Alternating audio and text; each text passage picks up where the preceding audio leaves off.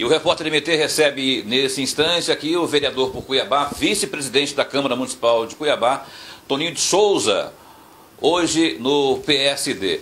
Vereador, gostaria que o senhor já começasse falando sobre a Câmara Municipal, o senhor que está na vice-presidência, e essa sessão noturna, que houve uma mudança nesse ano de 2014, mas parece, pelo que a gente está percebendo, não deu certo. Olá.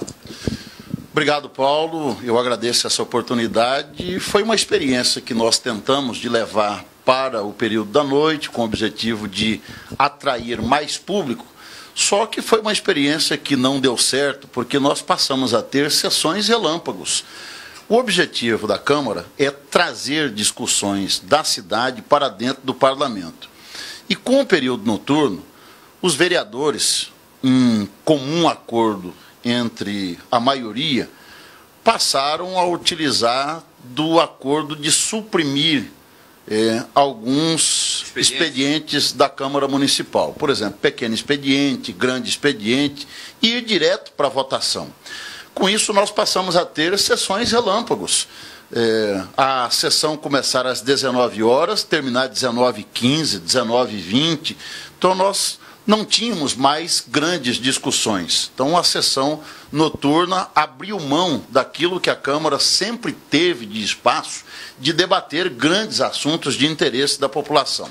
Então, nós tivemos, no final do primeiro semestre, uma votação interna e nós decidimos, depois dessa votação interna, colocar a votação em plenário e a maioria venceu de voltar a sessão para o período da manhã. Então, no retorno dos trabalhos, na semana que vem, nós estaremos voltando essa sessão das 9 da manhã até o meio-dia. Já agora após o recesso, né? Retornando o recesso, nós já retornaremos com um novo horário e a imprensa sempre nos pediu que no período da manhã, como sempre foi do costume da Câmara Municipal, é um horário melhor para a cobertura. Talvez também seja este o motivo de muitos vereadores não usarem do discurso no período noturno, porque a imprensa também... Não apimentarem o discurso. A imprensa afastou da Câmara no período noturno e de manhã favorece a cobertura da imprensa, talvez aí nós tenhamos a volta desses grandes debates. Toninho de Souza, que também é jornalista, e sabe muito bem que nesse horário, das 7 horas, é fechamento. No caso dos jornais, por exemplo, os jornais estão fechando suas edições do dia posterior. No caso dos sites também, é horário onde está se fechando ali o material para deixar à noite e também para o dia posterior. E aí, só que tem um detalhe, que em alguns municípios, inclusive aqui do estado de Mato Grosso, funciona, né, perfeitamente a sessão ordinária no período noturno, né, vereador? Só que aqui provou-se e não aprovou-se. A Câmara já teve o funcionamento no período noturno, mas depois que mudou para o período da manhã, houve, digamos assim, uma tradição. A Câmara criou essa tradição com a imprensa, com os próprios vereadores, nesse horário do período da manhã. Então, ficou essa tradição, esse horário que agradou a imprensa, e nós tentamos voltar para a noite, não deu certo, paciência, estaremos voltando para amanhã. O senhor é vice-presidente da Câmara Municipal de Vereadores de Cuiabá, e eu gostaria que o senhor respondesse, o senhor que faz parte da mesa diretora, está sendo fácil, está sendo difícil sair daquele estigma de Casa dos Horrores? Felizmente, nessa nova legislatura não tivemos ainda, pelo menos explicitados por nós, a imprensa, nos jornais, enfim, escândalos, mas, enfim, vocês sucederam aí e pegaram aí uma sequência, né, estão vindo de uma sequência onde houve muitos escândalos. O senhor também foi contemporâneo na legislatura passada, onde houve situações complicadas, polêmicas, em que expuseram, na verdade, o parlamento municipal. Está sendo difícil sair disso? Já se saiu disso? Ou é uma coisa que pode voltar a qualquer momento? Qualquer avaliação que o senhor faz do parlamento na avaliação perante a opinião pública? Olha, Paulo, não é fácil você primeiro conviver no meio político. A imagem do político, naturalmente, já é desgastada perante a população. A Câmara Municipal de Cuiabá, ela já tem, ao longo da história, pela cobertura da imprensa, essa imagem desgastada. 25 vereadores são 25 seres humanos. E aí são comportamentos diferenciados e que a população, infelizmente, avalia todos num conjunto. Nós tivemos a época do Ralph Leite, por exemplo, que cometeu um deslize. Foi um vereador. E eu me recordo naquela oportunidade do Ralph Leite, nós íamos à periferia da cidade, e aí esperando que o morador falasse dos problemas da sua comunidade, do buraco, da falta de iluminação pública, ele falava a respeito do vereador Ralph Leite. Mas aí eu me perguntava, poxa, se o Ralph Leite tem esse comportamento, tem essa preferência sexual, eu, o vereador Toninho de Souza, nunca tive esse comportamento. Sempre tive uma vida correta, nunca tive nenhum deslize na minha vida pública. Mas acabava eu, naquela oportunidade, sendo avaliado nesse conjunto. No bojo. No bojo. Então, não é fácil. Agora, por exemplo, nós estamos numa véspera de eleição. E não é fácil. Por mais que você tenha projetos interessantes, projetos importantes, você tem que avaliar que nós estamos num período pré-eleitoral. Hoje, em Cuiabá, pelo menos 1.200 pessoas estão interessadas em se candidatarem à Câmara Municipal. E não enxergam a Câmara Municipal com bons olhos. Para elas chegarem à Câmara Municipal, como que elas querem chegar? Criticando a Câmara Municipal. E aí, essas pessoas têm outras ligadas a elas, têm familiares, têm os seus correligionários que estão ali ligados. Então, se você avaliar de uma forma indireta, você tem pelo menos 15 mil pessoas nesse rol de olhar negativo à Câmara Municipal, mais aquelas que têm a ojeriza natural ao processo político. Então, veja que é difícil você enfrentar o processo político. Então, é difícil você falar a respeito de Câmara Municipal. É um processo muito demorado. Aliás, o senhor falou aí do Ralph Leite, situação que houve aí no passado não muito distante lá na Câmara, você falou em opção sexual, me recorreu a uma das maiores sessões ou discussões que tem havido em termos de aglomeração de pessoas e populares, foi agora quando da discussão sobre gêneros, não é? Eu gostaria que o senhor desse a sua opinião sobre isso, esteja à vontade para opinar sobre essa situação, essa discussão que houve lá na Câmara e o comportamento, enfim, da Câmara em relação a esse tema. Bom, foi rejeitado, claro, o Plano Municipal de Educação, que trazia no seu interior alguns itens que a sociedade rejeitava, na ideologia de gênero, foi rejeitado, algumas emendas supressivas, mas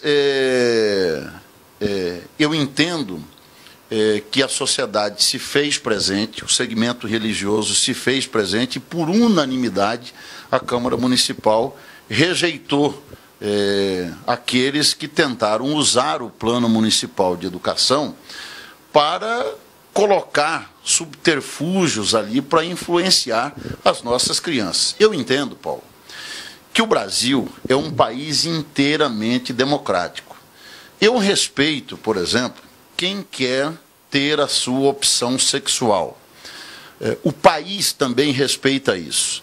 Pode casar pessoas do mesmo sexo, tem um relacionamento livre, mas isso depois de adulto.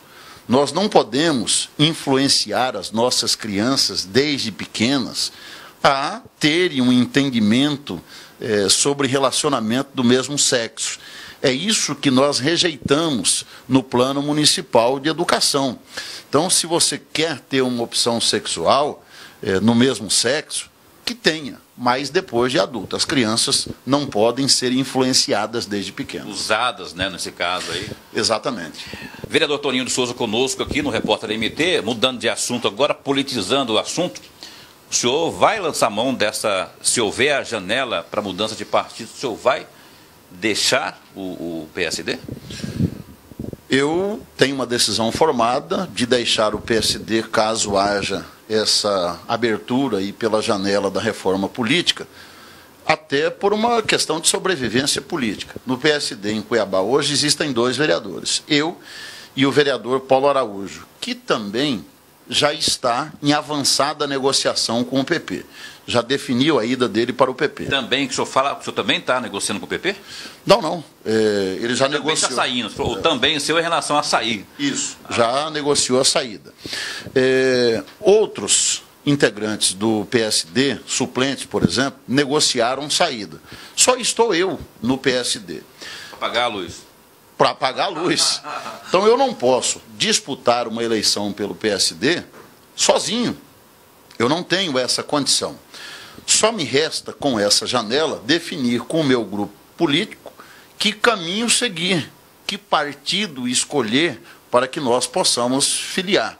Então, isso mais por uma questão de sobrevivência política e não exatamente por descontentamentos dentro do PSD. Chega um momento que nós temos que pensar em nós acima de uma questão de ideologia política. Toninho de Souza, está entre nós aqui, mas que morte prematura foi essa do PSD, rapaz? O deputado Riva, maior expoente do partido, teve a situação, esse inferno astral vivido pelo Riva, teve influência nesse desmoronamento do PSD? Que avaliação que o senhor faz? O partido que nasceu agora há pouco já está aí, todo mundo saindo do partido, lá na Assembleia a situação parece não ser diferente. Qual que é a avaliação que o senhor faz sobre o PSD?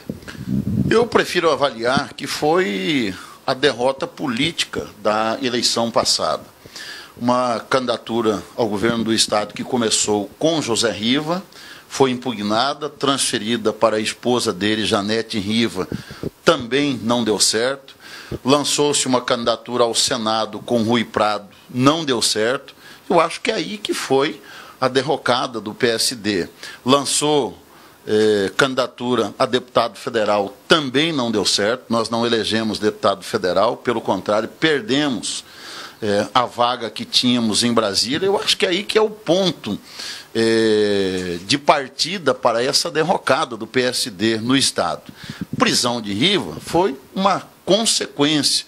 Lógico que ele era tido como líder, o grande líder do PSD. Fundador, inclusive, do partido em nível estadual. Mas eu entendo que a grande partida para essa derrocada do PSD no Estado foi essa perda aí das eleições estaduais.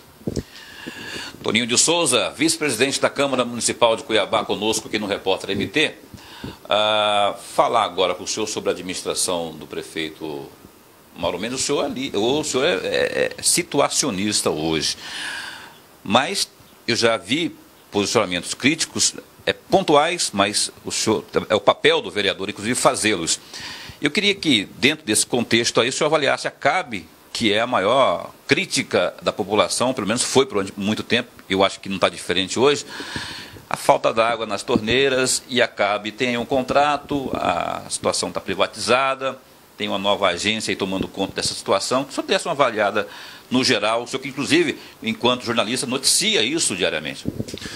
Olha, eu acho que não adianta a gente aqui apontar erros, acertos, falar em situação de CAB. Nós temos que ser muito práticos em relação a essa empresa. Nós estamos aguardando o posicionamento do prefeito Mauro Mendes, porque nós temos que tomar uma medida em relação à CAB. Defende o cancelamento do contrato, o rompimento do contrato. O contrato da CAB venceu. Venceu no mês de abril. O prefeito encomendou um relatório à agência reguladora, a antiga Mais, que agora se tornou Arsec. A Arsec tem uma nova diretoria. Essa diretoria ficou de elaborar um relatório completo a respeito não só da prestação de serviço da CAB, mas principalmente a situação financeira, a saúde financeira dessa empresa. Porque essa empresa, ela está, a matriz dela foi pega na Operação Lava Jato.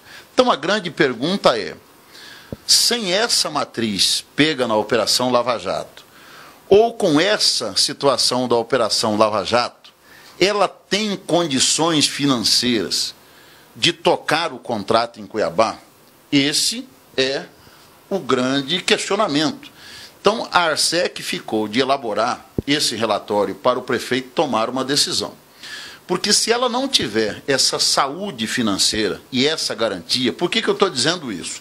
A CAB pleiteia uma liberação de recursos de mais de 350 milhões junto ao BNDES em Brasília.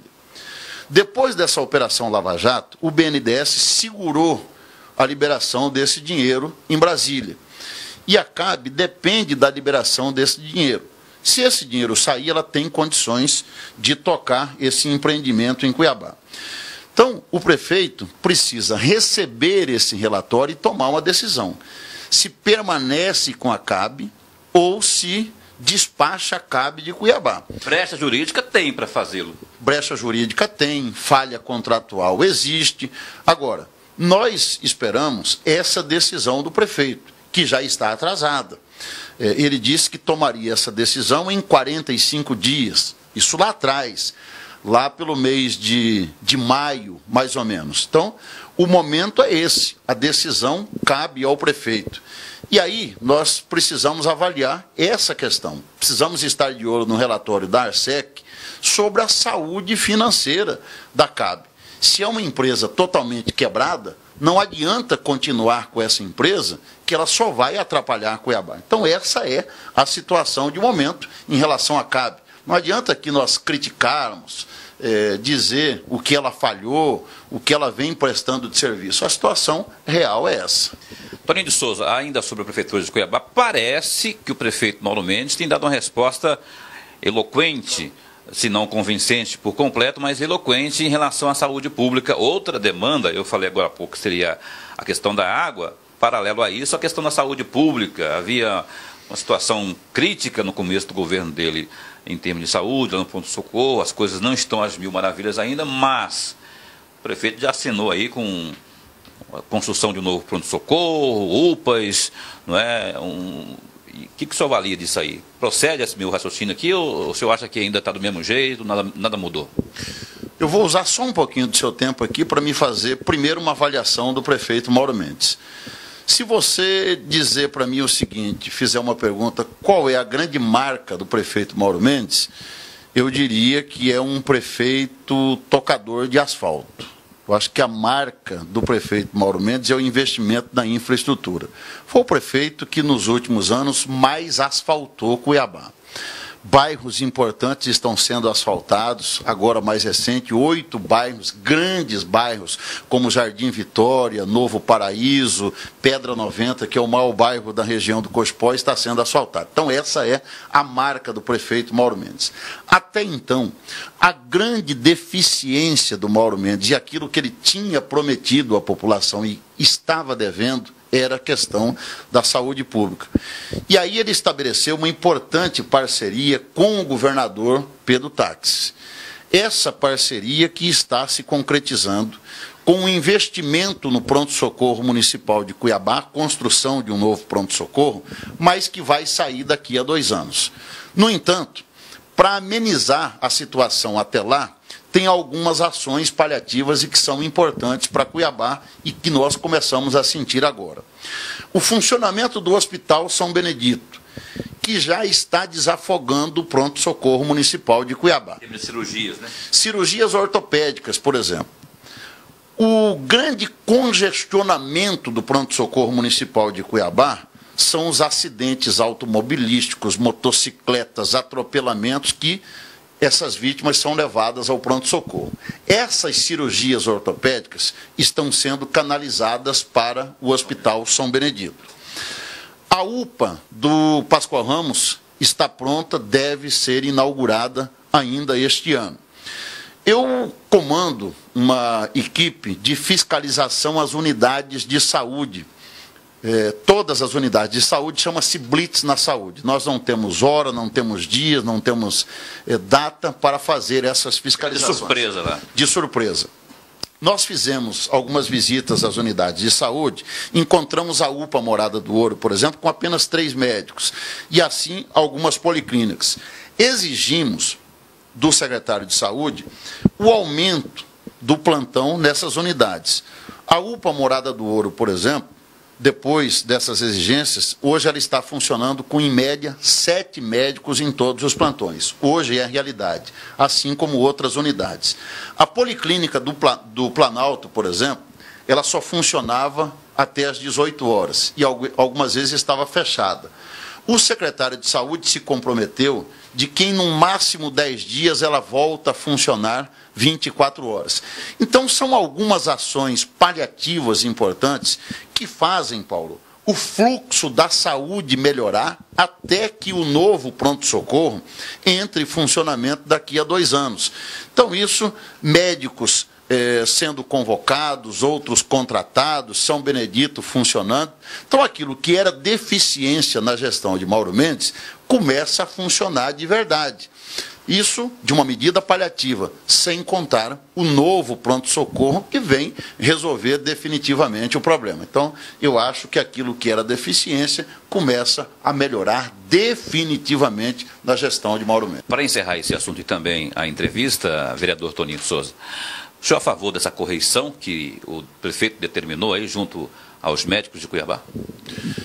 Eu sou, porque eu entendo que é o seguinte: tem muitos médicos, nós temos quase 800 médicos na rede pública do município. Agora, o difícil é você colocar esses médicos para trabalharem, para cumprirem em escala.